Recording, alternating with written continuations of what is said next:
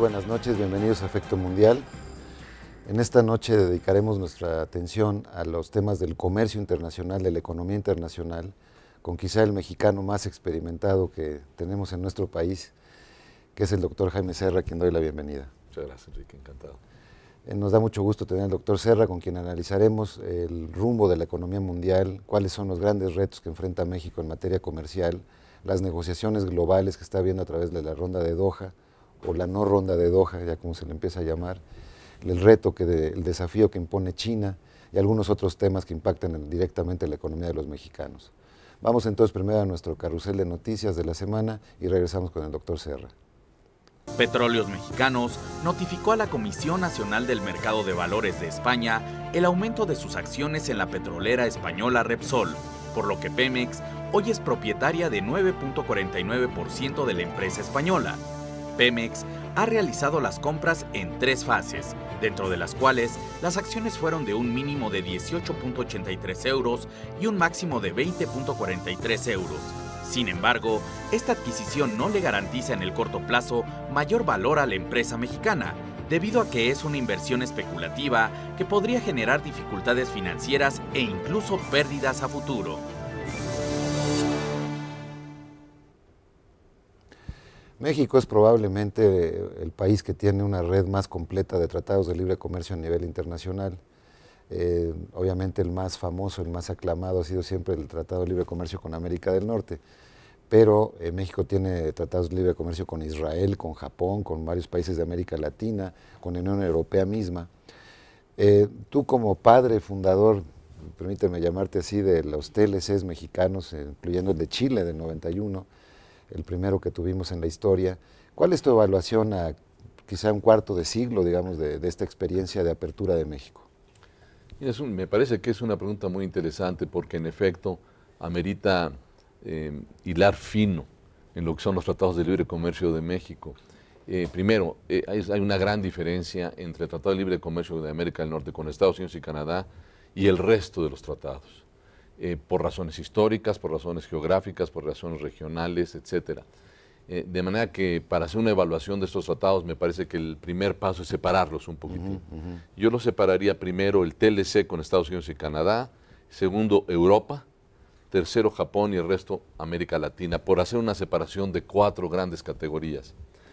Yo diría que si nosotros hacemos esa división y hacemos una evaluación seria de cuáles han sido los resultados del Tratado de Libre Comercio de América del Norte con Estados Unidos y con Canadá, y entendemos específicamente para qué se hizo ese tratado. Claro, si se logró el objetivo, si ¿no? se logró el objetivo, no. Y para lo que se hizo ese tratado fue fundamentalmente para 2 cosas. 1, para poder exportar más, y 2, para poder atraer mayor inversión extranjera directa al país. En esos 2 frentes, el tratado ha sido particularmente exitoso.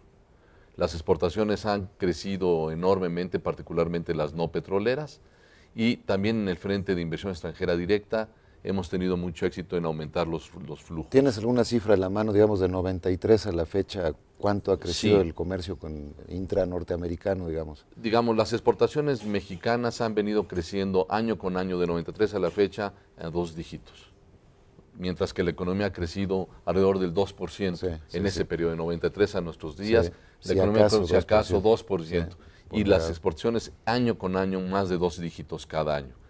Y en inversión extranjera directa, para darte una idea, en 1993 recibíamos un promedio de 2.500, 3.000 millones de dólares, hoy recibimos 20.000 millones de dólares, o sea que se ha más o menos multiplicado por 10. Entonces, en esos 2 frentes, el tratado ha tenido muchísimo éxito.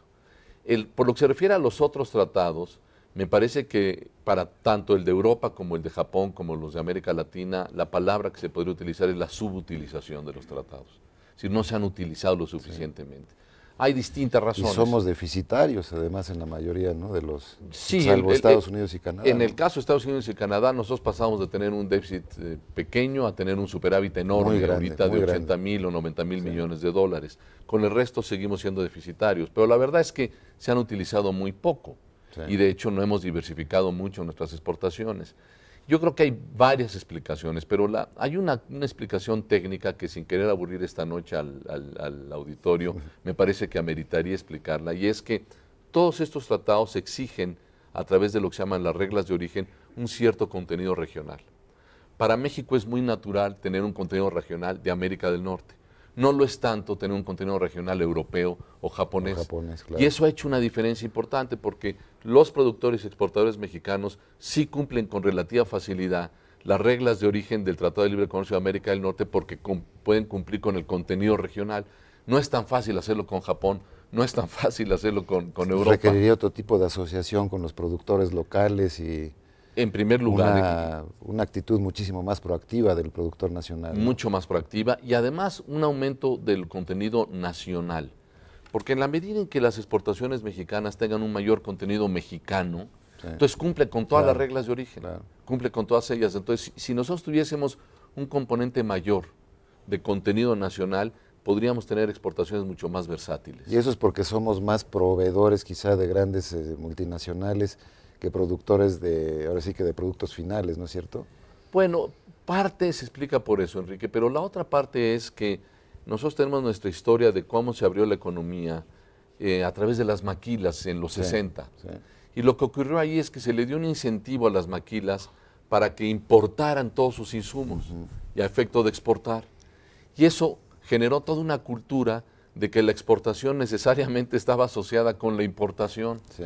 Y eso nos ha generado un problema en donde las exportaciones, cuando empezaron a crecer en México, distintas de las petroleras, crecían vía las maquilas, usaban muy pocos insumos nacionales, porque les daban el incentivo para importarlos sin pagar arancel.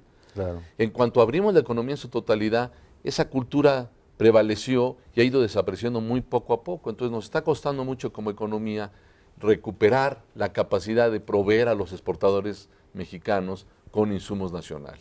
Y con la influencia china, digamos, de los años 80, 90, se perdió incluso ese contenido más, ¿no es cierto? Porque la maquila tenía eso, efectivamente, venía de la materia prima, sobre todo de Estados Unidos, se transformaba en México y regresaba sin arancel. Pero la influencia china sí nos afectó mucho en los años, quizás las últimas 2 décadas. En las últimas 2 décadas los chinos influyeron de 2 maneras. La primera forma es que muchas de las inversiones que se hacían en maquila en México se fueron para China. Y eso ocurrió, de hecho, a principios del siglo, cuando China entró a la OMC. Porque al entrar a la OMC le dieron un tratamiento igual que al resto del mundo, lo que se llama la nación más favorecida. Al darle ese tratamiento, los inversionistas del mundo ya no tenían tanto riesgo en que se trataran mal sus productos que se producían en China. Entonces, mucha inversión se fue para allá. Perdimos mucha maquila. Perdimos maquila y actividad de exportación hacia China, que ahora estamos empezando a recuperar, por cierto, y estamos empezando a recuperar competitividad frente a los chinos. Pero parte ¿Y esto obedece a qué? ¿A que se ha incrementado el precio de producción en China? Bueno, a varias cosas. Yo creo que es, por un lado, a que los chinos están encareciendo, particularmente en materia laboral, tanto por aumento de los sueldos reales, de los salarios reales, como por las regulaciones. Y en segundo lugar, porque hay un proceso en el que el costo del transporte se ha encarecido muchísimo por el aumento de los energéticos. Entonces, llevar el producto de China a Estados Unidos, por ejemplo, es bastante más caro que lo que hace 10 años. Para llevar un container de 40 pies de Shanghái, China, a Nueva York, o de México a Nueva York, los chinos pagan 15% más en promedio. Y eso nos da una ventaja interesante que empieza a regresar competitividad para la economía mexicana. Bueno, vamos a hacer un primer corte y regresamos con el doctor Jaime Serra a continuar con este tema del comercio internacional y la competitividad de México en el mundo. México es uno de los países con la mayor red de tratados de libre comercio en el mundo. Entre los más importantes que ha asignado nuestro país se encuentra el Tratado de Libre Comercio de América del Norte, firmado con Estados Unidos y Canadá, el Tratado de Libre Comercio con la Unión Europea y acuerdos similares alcanzados con un total de 43 países, entre los que se encuentran Japón, Colombia, Venezuela, Costa Rica, Bolivia, Nicaragua, Chile, Israel, Noruega, Islandia, Suiza, Liechtenstein, Honduras, Guatemala y El Salvador.